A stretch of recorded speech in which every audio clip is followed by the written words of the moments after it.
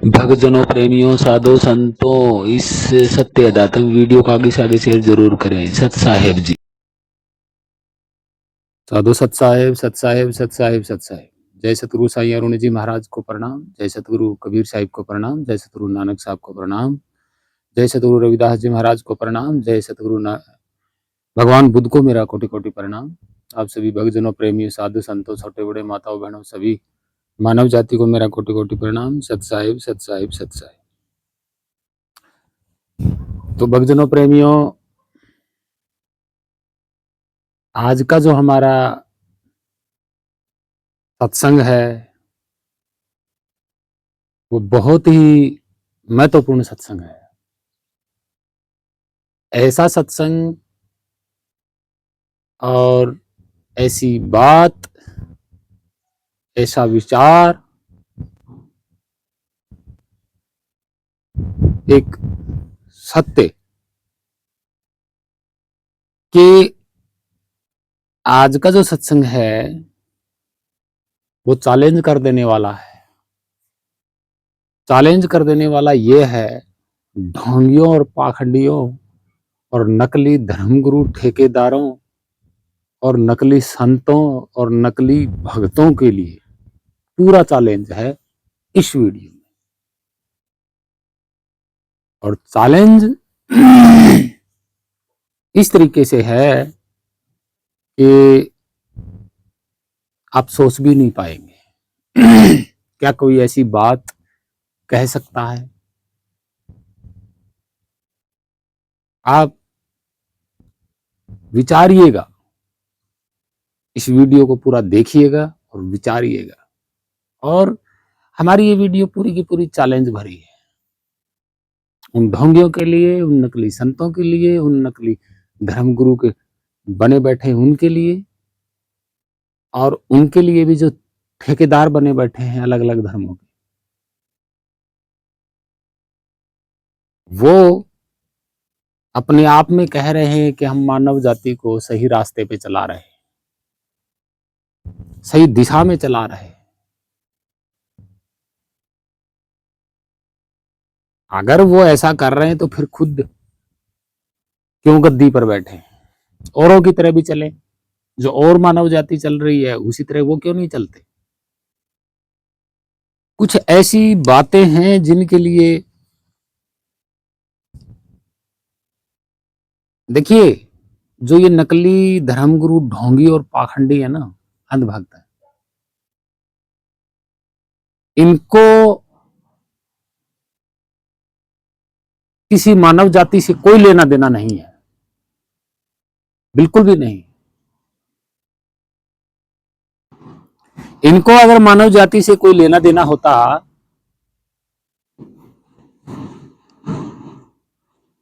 तो कोई आपस में कोई धर्म या कोई मजहब या कोई पंथ आपस में विरोध ना करता।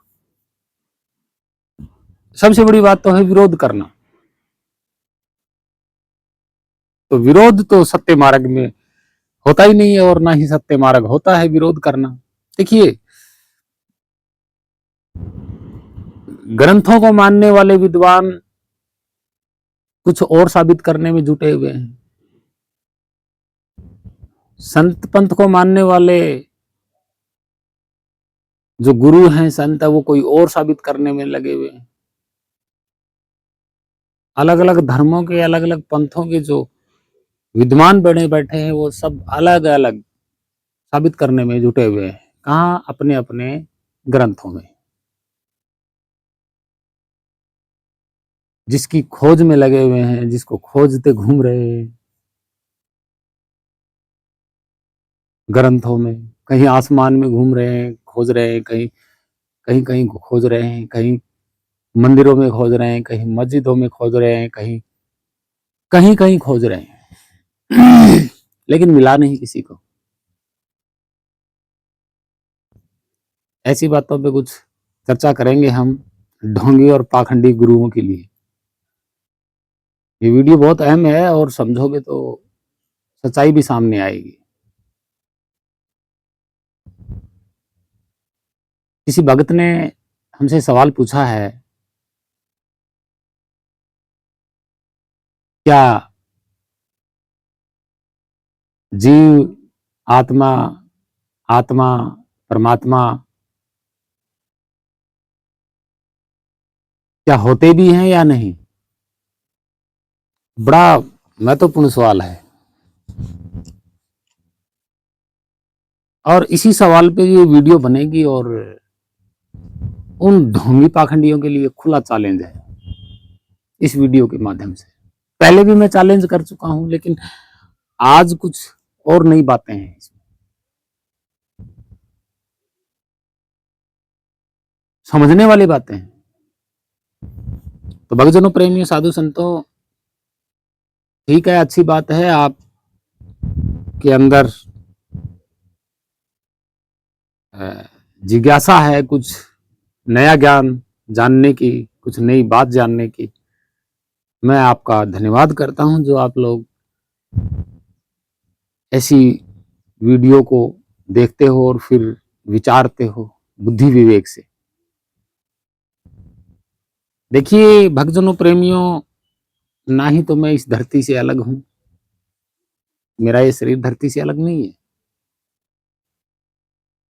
जिस समाज में आप रहते हो उसी समाज में मैं भी रहता हूं, जिस देश में आप रहते हो उसी देश में मैं भी रहता हूं।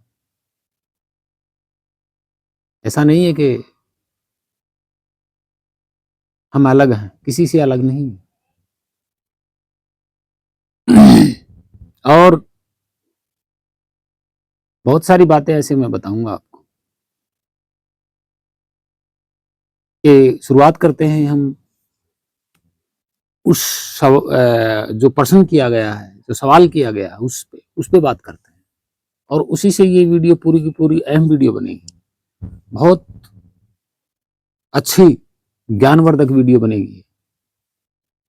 सबसे पहले तो हमें ये देखना है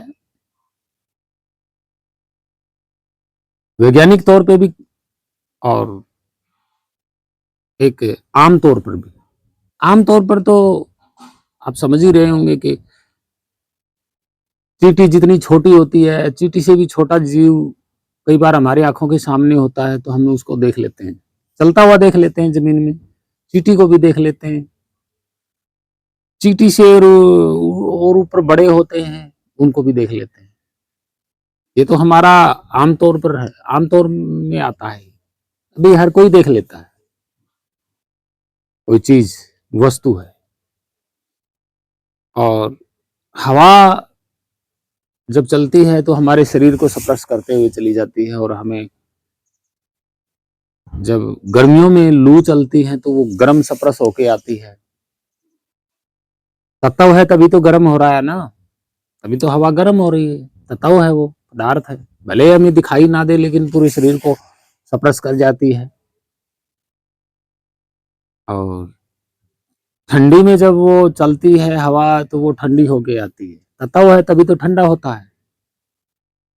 तो वो भी स्पर्श करती है तो हमें पूरा अनुभव होता है कि ठंडी है। ये तो है हवा की बात। चलिए हवा से आगे बात करते हैं। भाई न देखे जाने वाला तो हवा है सबसे पहला इस संसार में, जिसको भी हम अनुभव या महसूस कर लेते हैं। ठीक है, अब हवा को तो हम परमात्मा नहीं कह सकते, है ना, नहीं कह सकते। जो हमें दिखाई भी नहीं देती, सिर्फ स्पर्श होती है, अनुभव होती है। ठीक है, जो दिखाई नहीं देती, जो आकार प्रकार में भी हमें दिखाई नहीं देती। अब चलिए हवा से ऊपर पदार्थों की बात करते हैं। जल है, जल हमें दिखाई देता है, पानी भी पीते हैं, खाना वगैरह बनाते हैं, कपड़े धोते हैं, खेती बाड़ी करते हैं, जल तो जल है। फिर आते हैं अग्नि, अग्नि भी हमें दिखाई देती है, गर्मी से गर्म का भी एहसास दिलाती है, अपने प्रभाव का भी एहसास दिलाती है। जल भी अपने प्रभाव का एहसास दिलाता है। फिर हम मिट्टी कंकर की बात करते हैं तो उनको हम हाथों में भी लेते हैं, अनेक प्रकार के प्रोडक्ट बनाते हैं, घर मकान सब कुछ बनाते हैं।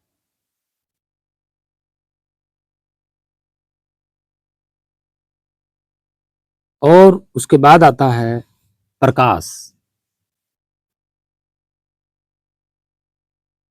ठीक है, प्रकाश भी हमें एहसास करवाता है, भले वो हमारे से अटैच ना हो, ऐसे ऐसे अनुभव ना हो, लेकिन आंखें अनुभव करती हैं प्रकाश को।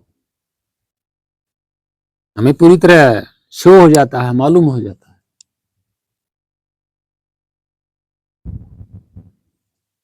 ये भी संसार है, प्रकाश भी। तो उसके बाद आती है ध्वनि।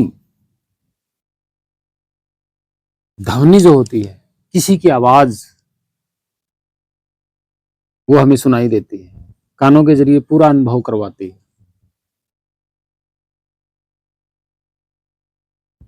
बाकी क्या रह गया? कुछ भी नहीं रहा, इसके अलावा कुछ नहीं रहा। तो आप सोच सकते हैं कि शरीर हवा को भी अनुभव में करवाता है, आवाज को भी अनुभव में करवाता है हमारा शरीर, प्रकाश को देखने में काल जो भी है, आंखें अनुभव करवाती हैं, जल, फल फ्रूट जो भी है हमें खाने के स्वाद का अनुभव करवाते हैं। ध्वनि कानों के जरिया अनुभव करवाती है। देखिए, ये शरीर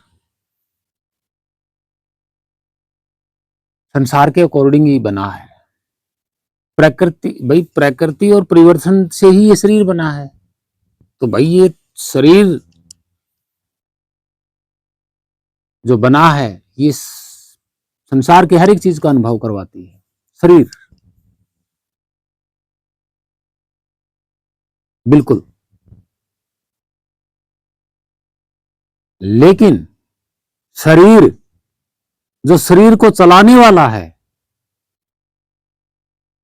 उसको अनुभव नहीं करवाता। ये सत्य है, 100%, 100% सत्य है, इसमें कोई झूठ नहीं है। भाई आपका जो शरीर है, वो जिस फोर्स से चलता है, उस फोर्स का अनुभव नहीं करवाता है, बिल्कुल नहीं करवाता।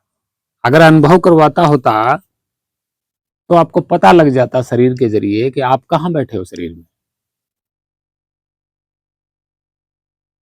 बिल्कुल पता लग जाता।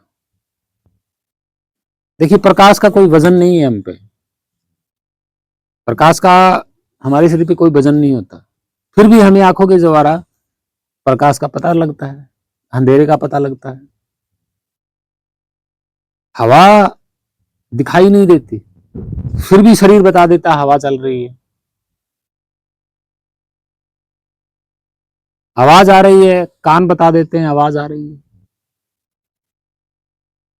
प्रकाश हो रहा है, अंधेरा हो रहा है, रंग रूप हो रहा है, जो भी हो रहा है, फिर भी हमें आंखें बता देती कि इतना छोटा है, ये बड़ा है, काला है, गोरा है, जो भी। पानी हमें अनुभव करवा देता है शरीर के द्वारा अपना प्रभाव, अग्नि, सब कुछ, सब कुछ करवा देता है, ये शरीर अनुभव करवा देता है। इसके हाथ अनुभव करवा देते हैं, कान अनुभव करवा देता है, मुंह अनुभव करवा देता है, आंखें अनुभव करवा देती हैं, और ये चमड़ी अनुभव करवा देती है। आप सोचिए, तो जो चीज संसार से बनी है, वो संसार की हर एक चीज को अनुभव करवा सकती है। ये शरीर संसार से बना है, प्रकृति और परिवर्तन से, तो ये प्रकृति की हर एक चीज को अनुभव करवाएगा, बिल्कुल करवाएगा। अब बात आती है कि इस शरीर को चला कौन रहा है, उसका अनुभव शरीर क्यों नहीं करवा रहा? बहुत बड़ा कारण है, मैं बता देता हूं कि जो शरीर को चला रहा है, वो प्रकृति और परिवर्तन के पदार्थों से बना ही नहीं, प्रकृति के तत्व पदार्थों से इस शरीर को चलाने वाला जो है वो प्रकृति और इसके तत्व पदार्थों से नहीं बना, इसलिए नहीं अनुभव करवा रहा है ये शरीर। अगर वो फोर्स जो शरीर को चला रही है, अगर वो फोर्स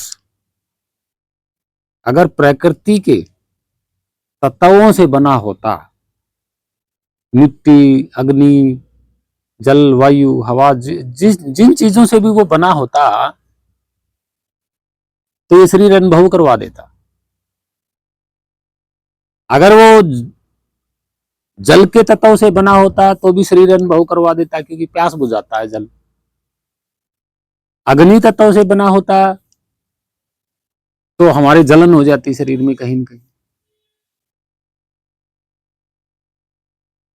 हवा के तत्व से बनवा देता, बना होता तो हवा तो एक जगह ठहरती नहीं है, फर्क है। अगर रंग जैसा होता, प्रकाश जैसा होता तो ये आंखें देख के बता देती। भाई वो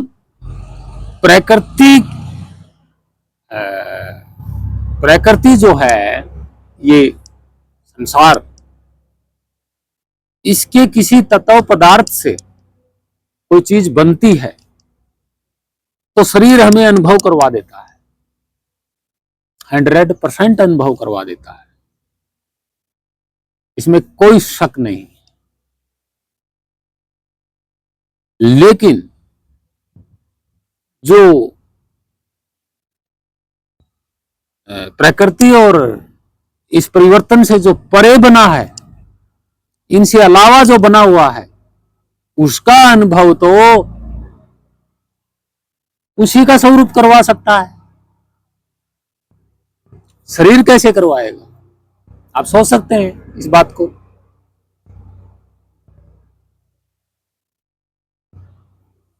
आप सोच सकते हैं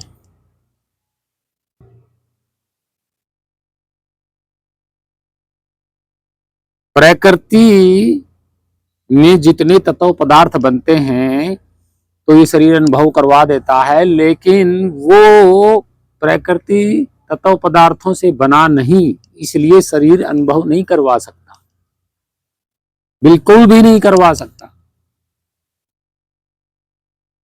क्योंकि वो तत्व पदार्थ नहीं है संसारिक।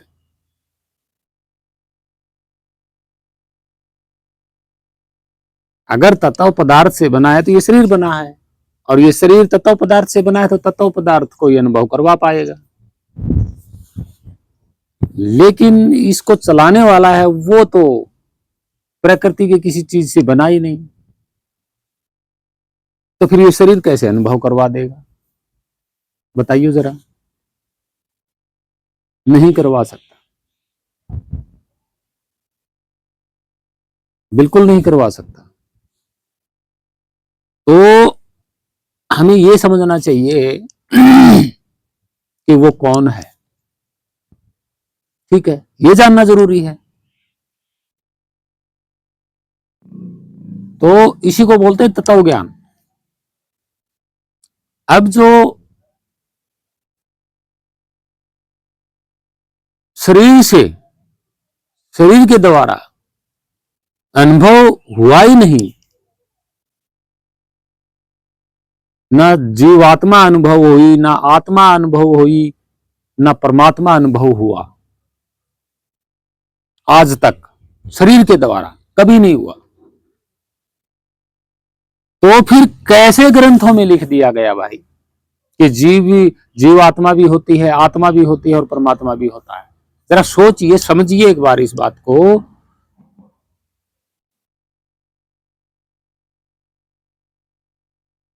तो ये जो अवधारणा है जीवात्मा की, आत्मा की, परमात्मा की,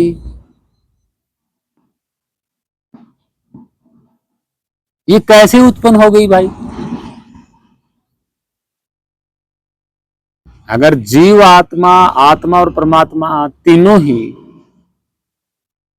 प्रकृति के तत्व पदार्थों से तो बने नहीं,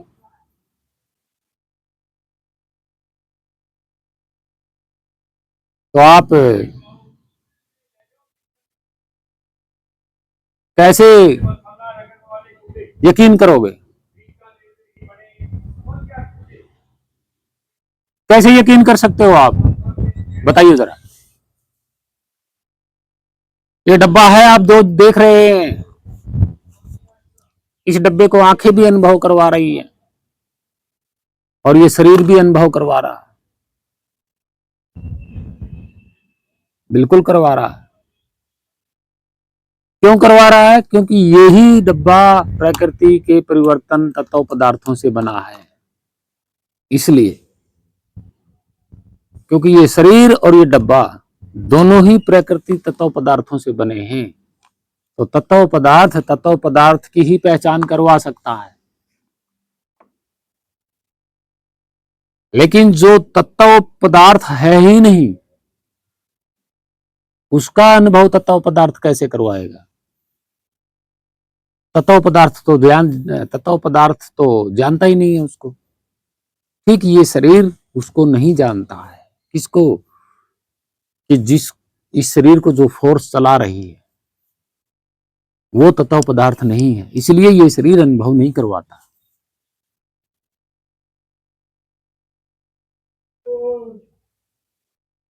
तो आप बताइए जरा।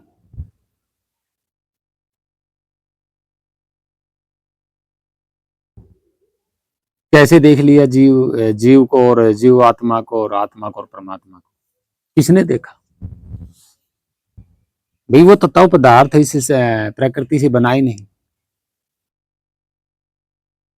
आप खुद सोच सकते हैं इस बात को।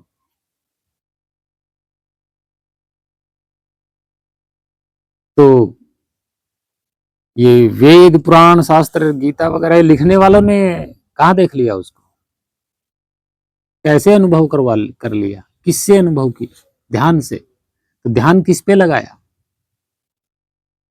ध्यान से भी अनुभव ऐसे नहीं होगा ये भाई। कोई चीज आप ने देखी हो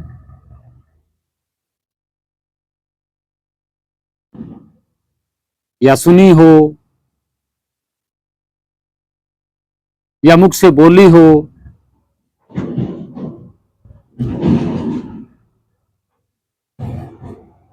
या उसके फल फ्रूट का स्वाद लिया हो, भाई जैसे जीभ के द्वारा खारे मीठे का जैसे स्वाद लिया जाता है, आंखों से देखा जाता है, कानों से सुना जाता है। अगर आपने शरीर से कोई चीज तत्व पदार्थ का शरीर के द्वारा अनुभव किया है तो उन्हीं चीजों पे ध्यान लगाओगे। और वो चीजें हैं संसार की, प्रकृति पदार्थों की। तो भाई ध्यान भी प्रकृति के तत्व पदार्थों को ही जानेगा। अग्नि को देखा तो अग्नि को जानेगा ध्यान, जल को देखा तो जल को जानेगा, हवा को महसूस किया तो हवा की कल्पना करेगा ध्यान। तो ये मन ध्यान नितत्व निअक्षर है, तत्व पदार्थों से नहीं बना है। और ये बहुत गहरी बात है, बड़ी बात है। इस वीडियो को ध्यान से पूरा देखें, समझ में आएगा आपके। देखते रहें इसको, बीच में मत छोड़ना। तो जो ध्यान है वो नितत्व निअक्षर है, ठीक है। अब ये ध्यान खुद तत्व पदार्थों से नहीं बना, तो ये ध्यान ही उस निअक्षर नितत्व का अनुभव करवा सकता है। अब सोच रहे होंगे कि शरीर तो प्रकृति और परिवर्तन का अनुभव करवाता है। और ध्यान खुद प्रकृति के तत्व पदार्थों से नहीं बना, ये खुद निअक्षर नितत्व है। ये जो शरीर को चला रहा उस फोर्स का अनुभव ये ध्यान करवा सकता है, ये सुरती करवा सकती है। अब बात यहां आती है कि ध्यान उसका अनुभव करवाएगा कैसे? उसका अनुभव ध्यान तब करवाएगा जब कोई भेदी होगा जो उसकी पहचान और उसका भेद बताएगा, तब ध्यान उसकी पूरा अनुभव करवाएगा। क्योंकि ध्यान भी विदेही है और वो भी विदेही है।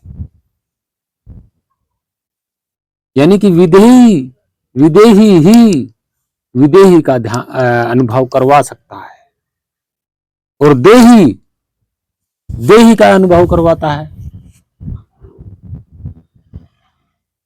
देही तो देही का अनुभव करवाता है और विदेही का अनुभव करवाता है। तो आपके समझ में आ गया होगा, ये शरीर उस विदेही का अनुभव नहीं करवा सकता और वो विदेही शरीर के पास में ही है, वो इस शरीर को चला रहा है, कहीं दूर नहीं है वो।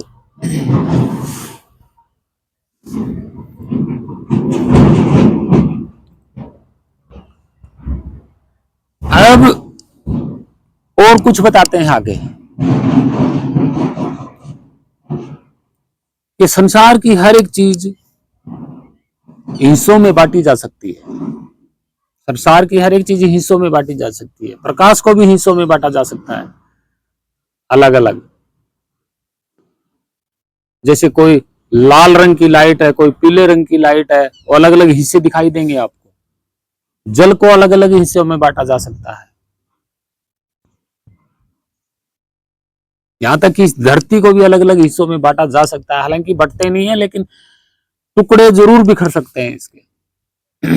जब परिवर्तन होगा तो अलग अलग टुकड़ों में बिखर जाएगी, यानी कि हिस्से हो सकते हैं। और अग्नि के हिस्से हो सकते हैं, आवाज के हिस्से अलग अलग हो सकते हैं।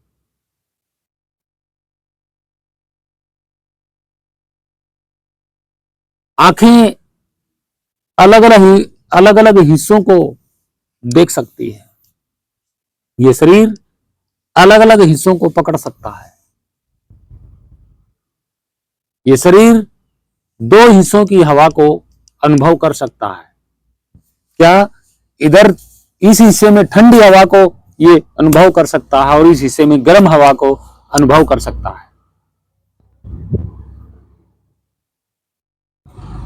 तो आप खुद सोचिए,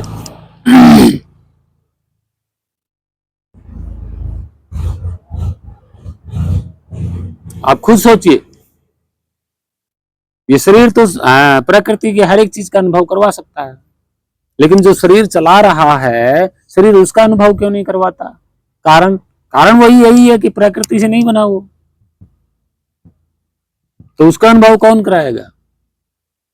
उसका अनुभव ये सुरती और ध्यान करवाएगा, क्योंकि ये भी प्रकृति पदार्थ से नहीं बने। यानी कि विदेही को अनुभव करवाएगा, देहीधारी को अनुभव करवाएगा।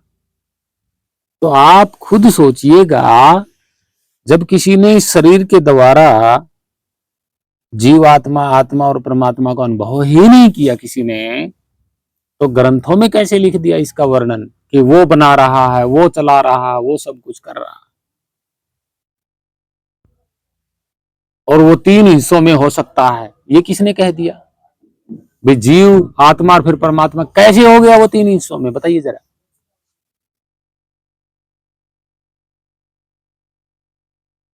तो यही वो वीडियो है हमारी चैलेंज, कि कोई बताए, शरीर से अनुभव करके दिखाए सबको।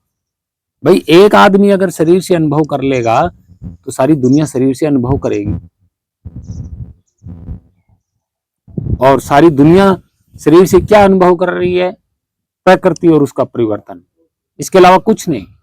इसके अलावा जो शरीर को चला रहा है उसका अनुभव शरीर नहीं करवा रहा, क्योंकि वो प्रकृति और तत्व पदार्थों में आता ही नहीं है। वो कौन है? और वो अलग अलग रूपों में नहीं हो सकता, बिल्कुल नहीं हो सकता। जहां तत्व पदार्थ नहीं होता वहां कुछ नहीं होता है, और जो कुछ नहीं होता है वो ही सर्वशक्तिमान होता है। वही है वो निअक्षर नितत्व, जहां कुछ नहीं होता, यानी कि जहां प्रकृति परिवर्तन उसको अनुभव नहीं कर सकते, उसको छू नहीं सकते और उसको पकड़ नहीं सकते।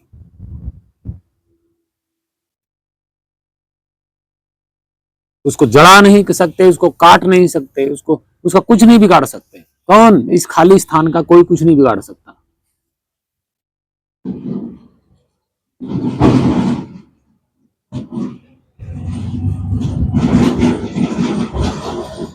ये विदेही है खाली स्थान।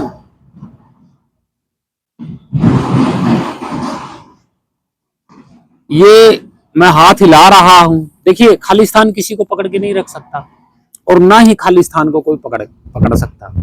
मैं समझाता हूं। सूर्य है, सूर्य ने ना ही तो खाली स्थान को पकड़ के रखा हुआ एक जगह, और ना ही स्थान ने सूर्य को एक जगह पकड़ के रखा हुआ। आप सोच सकते हैं पृथ्वी को आज चलते हुए न जाने कितने अरबों खरबों पता नहीं अगिनत किलोमीटर, जहां से पृथ्वी शुरू हुई थी वहां से आगे पता नहीं कितनी अगिनत किलोमीटर निकल चुकी है। इतनी किलोमीटर सूर्य निकल चुका है अपने निर्धारित स्थान से चल के। तो भाई जब आत्मा, जब ये कह रहे हैं कि ब्रह्मा विष्णु महेश्वर ये सब थे, तो भाई ये कौन से स्थान में थे और तब वहां पृथ्वी थी? जब ये कह रहे हैं कि आदि अनादि काल से, तो आदि अनादि काल से तो जहां पृथ्वी थी उस स्थान पे तो आज पृथ्वी नहीं है। ना सूर्य है, ना चंद्रमा है, ना तारे हैं, ना पृथ्वी है, उस स्थान पे है ही नहीं। स्थान पे नहीं है, वो स्थान तो बहुत पीछे गया, जिसकी कल्पना भी नहीं कर सकते, इतना पीछे चला गया। तो जिस लोक में वो रहते थे वो लोग तो पता नहीं कहां गए। पृथ्वी तो आगे चल रही है ना, आगे निकलती जा रही है, ये तो रुकने का नाम ही नहीं ले रही। ना स्थान इसको पकड़ के रख सकता, ना या स्थान को पकड़ के रख सकती। तो स्थान को कोई पकड़ के नहीं रख सकता, और ना ही स्थान किसी को पकड़ के रख सकता, क्योंकि स्थान पकड़ के नहीं रख सकता किसी को। आप चलते हो, हिलते हो, इधर उधर जाते हो, आते हो, मैं हाथ हिला रहा हूं देखो, तो मुझे तो ये स्थान खाली नहीं पकड़ के रख सकता, और ना ही मैं इस स्थान को पकड़ के रख सकता। इस स्थान को तो कोई हिला भी नहीं सकता, हम ही हिल रहे हैं इधर उधर, चंद्रमा सूर्य तारी सब कुछ हिल रहा है, वो ये तो नहीं हिल रहा। तो यही है वो हमारा चैलेंज, साबित करें। इन भक्त और ढोंगी और पाखंडी जितने भी है ना ये बने बैठे, इनसे हमारा चैलेंज है कि शरीर से अनुभव करवा के दिखाएं। अगर ध्यान से अनुभव करवा रहे हो तो ध्यान से, फिर ये शरीर में ध्यान क्यों लगवा रहे हो? आप तत्व पदार्थों में ध्यान क्यों लगवा रहे हो? संसार के मंत्र जापों में ध्यान क्यों लगवा रहे हो? भाई मंत्र तो संसार के बने हुए हैं, ये तो तत्व पदार्थ से बने हुए हैं, प्रकृति से बने हुए हैं। तो इनमें ध्यान लगा करके तुम विदेही तक कैसे पहुंचोगे? भाई आपका ध्यान तो विदेही है, और देही में ध्यान लगाएगा तो वो तो देही पे ही वो करेगा ना। मंत्र है, मंत्र क्या है? देहीधार है, शरीरधारी है, और आपका ध्यान विदेही है, तो कैसे मुक्ति हो जाएगी? असंभव है, संभव नहीं है। तपस्या कर रहे हो तो आगे भी आप यहां ध्यान लगा रहे हो, आगे आग जल रही है, धुआं जल रहा है, मंत्र जाप कर रहे हो, कुछ कुछ राख रमा रहे हो, भाई शरीर का तो वहां काम ही नहीं है। शरीर को रंग लेने से और ये सब कुछ कर लेने से आप उस विदेही को प्राप्त नहीं कर सकते। और ध्यान का कोई रंग रूप नहीं होता है, सुरती का कोई रंग रूप नहीं होता है। इसका जो निज स्वरूप है वही वही है जिसकी हम बात कर रहे हैं, जो इस प्रकृति पदार्थों से नहीं बना। कौन? खाली स्थान। तो इससे बड़ा कोई नहीं है। ये खुद कभी नहीं चलता, स्थिर अवस्था में है। और जो इसमें कुछ चल रहा है वो प्रकृति है, चाहे वो कोई भी आए, आसमान से आए, कहीं से प्रकट हो या अवतार आए, कोई भी आए, सब प्रकृति परिवर्तन है। पहली बात तो पीछे कोई आया नहीं, भूतकाल में प्रकट होना और अवतारण होना कोई नहीं आया, आगे कोई संभावना ही नहीं है आने की। मां के गर्भ के बिना तो कोई शरीर धारण कर ही नहीं सकता। तो यही वो प्रश्न है उस भगत का कि भगत जी अवधारणा में ना रहें, शरीर से अनुभव नहीं किया जा सकता उसका। किस माई के लाल ने किया, और शरीर से अनुभव कोई एक आदमी थोड़ी ना करेगा, सारी दुनिया करेगी। सारी दुनिया हर तत्व पदार्थ का अनुभव कर सकती है प्रकृति का। अगर परमात्मा, जीवात्मा और आत्मा, परमात्मा तत्व पदार्थ में होते तो सारी दुनिया करती है अनुभव। और ये पाखंडी, ढोंगी और नकली गुरु तो आपको ध्यान लगवा रहे हैं, मंत्र जाप करवा रहे हैं। भैया उसका कोई नाम ही नहीं है तत्व भाई वो खुद तत्व पदार्थ नहीं है, तो आप लोगों ने तो तत्व पदार्थ के नाम जड़ दिए, जड़ रहे हो जबरदस्ती। वो विदेही है तो नाम भी विदेही होगा उसका, देहीदारी थोड़ी होगा। नाम विदेही है उसका, वो खुद विदेही है, वो स्वयं एक नाम विदेही है। तो भक्तजनों, प्रेमियों, ये थी वो चैलेंज करने वाली वीडियो। कोई माइका लाल साबित करके दिखाए इस खाली स्थान में।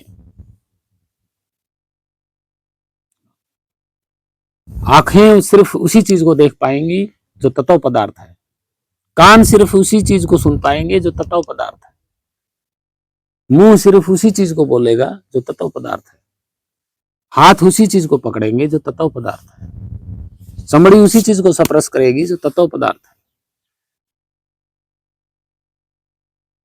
तो जीवात्मा और आत्मा को देखोगे कैसे? कैसे देखोगे? ध्यान तो विदेही है, ध्यान के ना कान है ना आंख है, कुछ भी नहीं है। वो तो सिर्फ जानेगा, देख तो वो भी नहीं पाएगा। उसका रंग रूप है, कितना छोटा है कितना बड़ा है, देख तो वो भी नहीं पाएगा।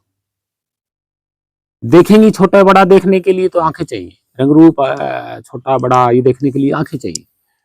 आंखें किसको देखती हैं? तत्व पदार्थ को। आप सोच सकते हैं कैसे इन्होंने कह दिया कि वो सतलोक में बैठे हुए हैं, आते हैं जाते हैं, प्रकट होते हैं और अवतार लेते हैं। कैसे कह दिया? कैसे उसके बारे में इतने इतने 5-5 किलो के ग्रंथ बना दिए, उसकी महिमा के, जो वो किसी तरीके से शरीर से तो अनुभव होगा ही नहीं, क्योंकि आप ही का स्वरूप है। भाई इस शरीर को जो फोर्स चला रही है वही तो है वो, और वो कोई दूर थोड़ी है। शरीर भी पास में, आप भी पास में, शरीर भी पास में, आप भी पास में, दोनों ही मौजूद हो। लेकिन संसार की हर एक चीज का अनुभव करते हो आप, अपना अनुभव तो आपने कभी किया ही नहीं। जो जो जिसने अपना अनुभव किया वो बस भेद खुल गया, सच्चाई सामने आ गई, उसके कभी टुकड़े नहीं हो सकते। भाई नित्यत्व जो ये खाली स्थान है, नित्यत्व है ये, इसका कोई टुकड़ा नहीं कर सकता। माई का लाल किसी की हिम्मत ही नहीं है टुकड़ा कर दे, और ना ही ये किसी को पकड़ के रख सकता, ना ही इसको कोई पकड़ के रख सकता एक जगह।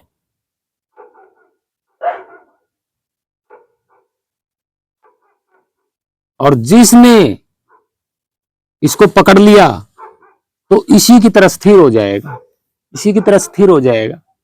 हकीकत है, सत्य है। आपका ध्यान इसको, इसके स्वरूप को पकड़ेगा तो वहीं स्थिर हो जाएगा। बिल्कुल नहीं बोल पाओगे, चुप हो जाओगे और ध्यान लग जाएगा। मन भी स्थिर, सांसें भी स्थिर, वचन भी स्थिर, शरीर भी स्थिर, आपका ध्यान भी स्थिर, सब कुछ स्थिर हो जाएगा इस खाली स्थान की तरह।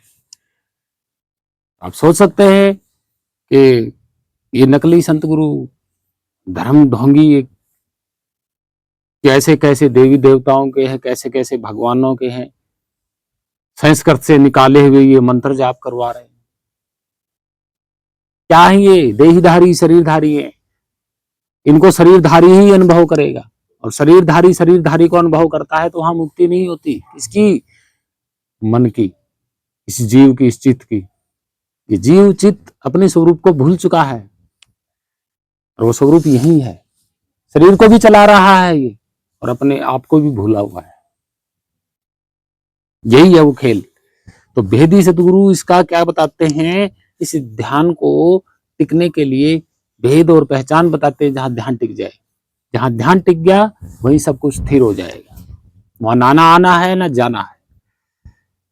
तो यह अवधारणा दिमाग से निकाल दीजिएगा कि जीव आता है या जाता है, या कोई परमात्मा आता है जाता है, या कोई आत्मा आती है जाती है। दिमाग से निकाल दीजिएगा, क्योंकि वो नितत्व है ही नहीं, तत्व पदार्थ है ही नहीं। तो कैसे कह दिया कि वो आ रहा है, जा रहा है, भटक रहा है, फलाना है, ढिमका है? कैसे कह दिया? कैसे लिख दिया ग्रंथों में? अगर लिखा गया है और मानते हो तो साबित करो। आज भी तो आत्माएं हैं, आ रही है, जा रही होंगी, दिखाइए आना जाना। जीव भटकता हुआ दिखाइए, परमात्मा कहीं सतलोक में बैठा दिखाइए। है ग्रंथों को पकड़ पकड़ के बैठे हुए कि ये लिखा हुआ, ये लिखा हुआ, दिखा कोई नहीं रहा वर्तमान में, है भी या नहीं।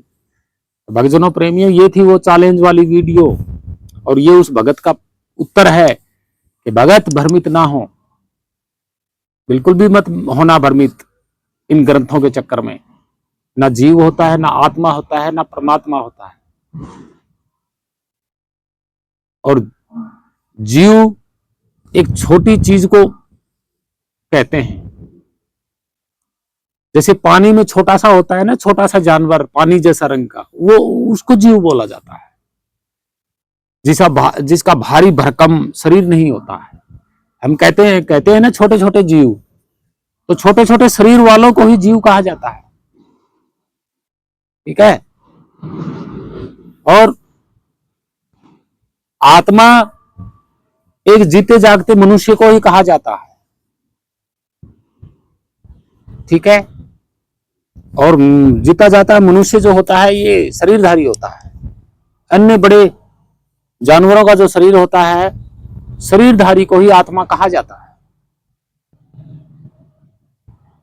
जिसका शरीर हम देख सकते हैं।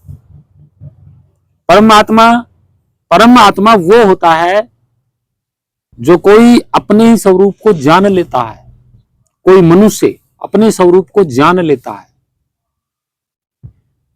जीते जी, उसको बोलते हैं परमात्मा, परम ईश्वर, परमेश्वर उसको कहते हैं।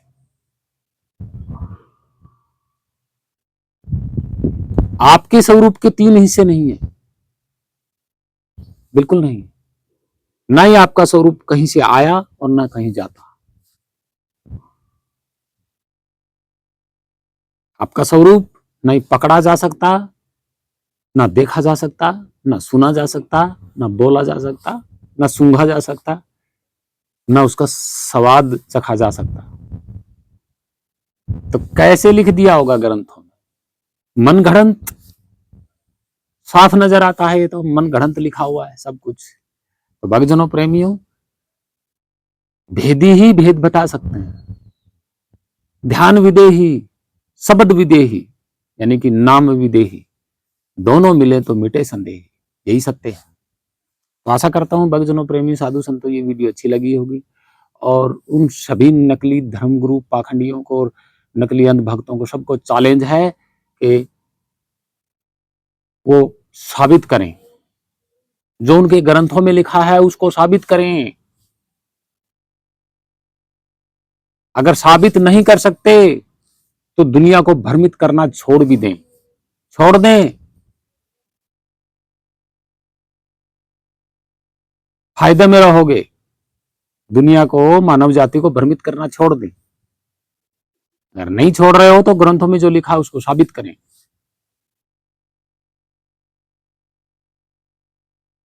उसको साबित करें। तो भक्तजनों, प्रेमी, साधु संतों, छोटे बड़े माता बहनों, सभी को मेरा कोटि कोटि प्रणाम। भेदी सतगुरु ही भेद बता पाएंगे इस बात का। अगर भेदी सतगुरु नहीं मिलता है तो हम भेद बताएंगे। हमारा कॉन्टैक्ट नंबर भी है, हमसे कॉन्टैक्ट कर लीजिएगा। लेकिन उससे पहले संसार की हर एक चीज अवधारणा से मुक्त होना होगा। इस मन को बिल्कुल खाली करना होगा। कोई विचार नहीं होना चाहिए, कोई भेदभाव नहीं होना चाहिए, ऊंच नीच नहीं होना चाहिए, अमीरी गरीबी नहीं होनी चाहिए, धर्म पंथ नहीं होने चाहिए।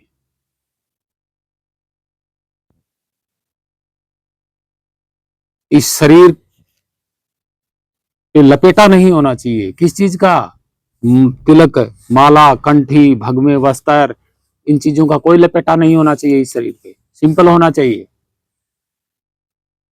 और जब खाली हो जाएं तब हमसे बात कर लेना फोन पे। अगर आपके पास धन दौलत है तो सत्य मार्ग पे लगाइए, सत्य मार्ग पे लगाइए, पाखंड में मत लगाइए, कुछ नहीं मिलने वाला। तो भक्तजनों, प्रेमियों, आशा करता हूं ये वीडियो अच्छी लगी होगी। आप सभी को प्रणाम। महान संतों, भक्तों को मेरा कोटि कोटि प्रणाम। सत साहिब, सत साहिब, सत साहिब, सत साहिब।